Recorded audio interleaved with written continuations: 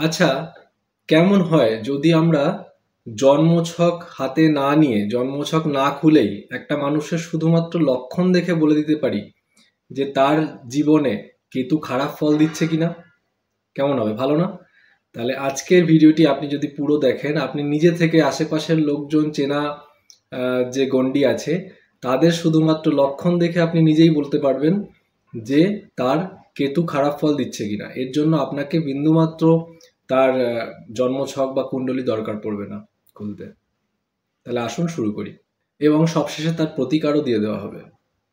জন্মছকে কেতু খারাপ থাকলে যে লক্ষণগুলি প্রকাশ পায় সাধারণভাবে, তার মধ্যে থেকে আমরা প্রথম এবং বিশেষ 7টি লক্ষণকে আজকে বেছে নিয়েছি। আসুন সেগুলোকে এক এক করে দেখে নিই।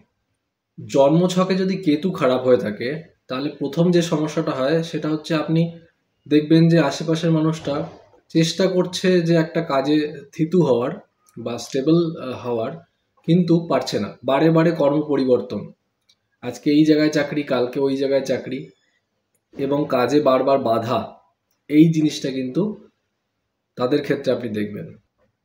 পরবর্তী কারণ, আপনি খেয়াল করবেন যে আশেপাশে মানুষের যে খুব ভালো চলছিল সংসার, হঠাৎ করে বিবাহ বিচ্ছেদ মানে ডিভোর্সের কথা নিয়ে শোরগোল পড়ে যাচ্ছে, তাদের দাম্পত্য সম্পর্কে একটা ইতি টেনে দিচ্ছে। এটাও হতে পারে যে কেতু খারাপ তার জন্মকুণ্ডলিতে। আর একটা হতে পারে যে মানে কোনো প্রেমের সম্পর্ক সেটা হয়েও হচ্ছে না, মানে সবাই দেখছে তারা প্রেম করছে, ঘুরে বেড়াচ্ছে, দুজন দুজনকে ভালোবাসে, কোনো কমতি নেই, কিন্তু সেটার কোনো পরিণতি হচ্ছে না, শেষ অবধি যাচ্ছে না। এরকম যদি হয় তাহলে আপনি চোখ বুঝে বলতে পারবেন যে কেতু অবশ্যই তার জন্মছকে কিন্তু খারাপ পজিশনে বসে আছে, খারাপ ফল দিচ্ছে।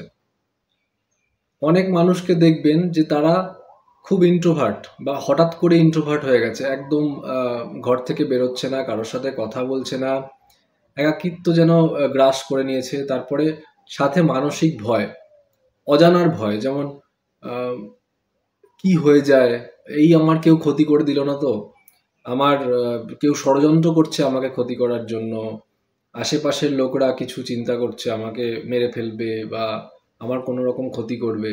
এই রকম যে সমস্ত লোক আছে, আপনি 100% দেখবেন যে তার চার্ট যদি জোগাড় করতে পারেন, তাতে অবশ্যই কিন্তু কেতু খারাপ স্থানে বসে আছে এবং খারাপ ফল দিচ্ছে। মিলিয়ে নেবেন। পরবর্তী লক্ষণ, আপনি খেয়াল করবেন যে কিছু মানুষ আছে আশেপাশে, তারা প্রচুর হয়তো অর্থ আয় করছে, কিন্তু একটি পয়সাও সঞ্চয় করতে পারছে না, এবং এই সঞ্চয়কৃত যে পয়সা সেটা কোনো ক্ষতির জন্য বেরিয়ে যাচ্ছে। হয়তো হেলথ ইন্স্যুরেন্সটা শেষ হয়ে গেছিল, হঠাৎ করেই তার একটা হেলথ রিলেটেড প্রবলেম হলো, 2 লাখ 5 লাখ টাকা হসপিটালে বিল আসলো, বেরিয়ে গেল। এই ধরনের হঠাৎ করে কোনো ক্ষতির সম্মুখীন এরা হয়ে থাকে। আপনি এক্ষেত্রেও আপনি জন্মছক আনিয়ে নিন, মিলিয়ে দেখুন যে কেতু অবশ্যই খারাপ। স্পেশালি যাদের চার্টে আপনি দেখবেন যে কেতু লগ্নে বা ষষ্ঠে বা অষ্টমে বসে আছে, সেক্ষেত্রে তাদের ঘন ঘন দুর্ঘটনার কবলে পড়া বা ঘাড়, এই সমস্ত জায়গাগুলো, এখানে রক্ত জমাট হওয়া বা এখানে ঘাড়ে আঘাত পাওয়া, এই সমস্ত জিনিসগুলো তাদের ক্ষেত্রে খুব বেশি পরিমাণে হয়। আপনি চার্টের সাথে ট্যালি করলে দেখতে পাবেন যে এই লক্ষণগুলো যাদের আছে তাদের কিন্তু অবশ্যই কেতু তার লগ্নে বসে আছে, নাহলে ষষ্ঠে বা অষ্টমে রয়েছে।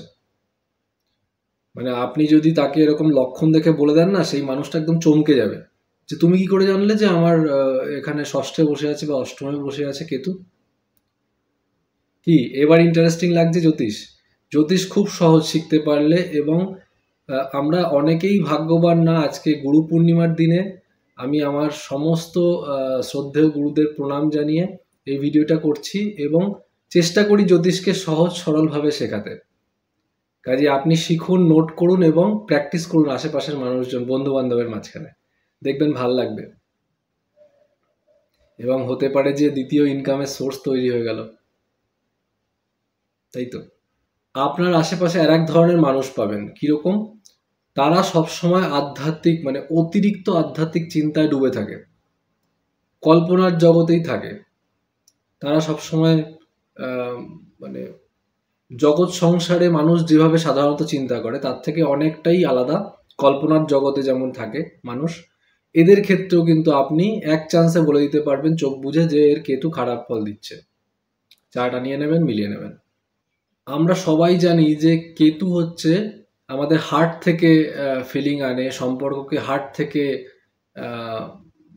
বুঝতে শেখায়, ভাবতে শেখায়। কিন্তু যাদের কেতু খারাপ থাকে অনেক ক্ষেত্রে দেখা যায় যে তারা খুব অল্পে রেগে যায়। বিনা কারণে এই রাগের ফলে কিন্তু সম্পর্কগুলোকেও সে নষ্ট করে ফেলে। কাজেই এদের চার্টও যদি আপনি এরকমভাবে মানে না দেখেই বলতে পারেন, তাহলে কিন্তু এরাও অবাক হয়ে যাবে যে আপনি কি করে বুঝলেন যে আমার কেতু খারাপ আছে। এবার আসি রেমেডি। আপনি তো কোনো মানুষের রোগ সম্পর্কে বলে দিলেন, এবার সে বলবে আচ্ছা রোগ তুমি ধরে দিয়েছো ডাক্তার, তাহলে এবার তার উপশম করো, ওষুধ দাও। তা কি ওষুধ দেবেন? প্রথমত গরু বা কুকুরকে, কালো কুকুর পেলে বেশি ভালো হয় বা বাচ্চা কুকুর পেলে ভালো হয়, তাকে খাবার খাওয়ান। অনেক ক্ষেত্রে অনেকাংশে প্রশমিত হবে কেতুর এই সমস্যাগুলো।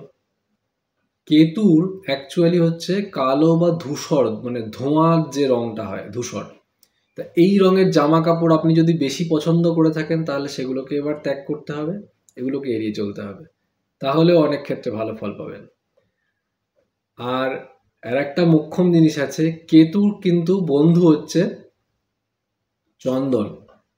কাজেই চন্দনের সুগন্ধ, পারফিউম, আতর বা চন্দনের তিলক এগুলো যদি আপনি পরেন, ব্যবহার করেন প্রতিদিনকার জীবনে, তাহলে কিন্তু এটা মারাত্মক মানে ওষুধ হতে চলেছে। কাজেই ডাক্তারবাবুকে তৈরি করে দিলাম, হাতে ওষুধ দিয়ে দিলাম, যান এবার প্র্যাকটিস শুরু করে দিন। আর ভিডিওটি ভালো লাগলে অবশ্যই লাইক করতে ভুলবেন না।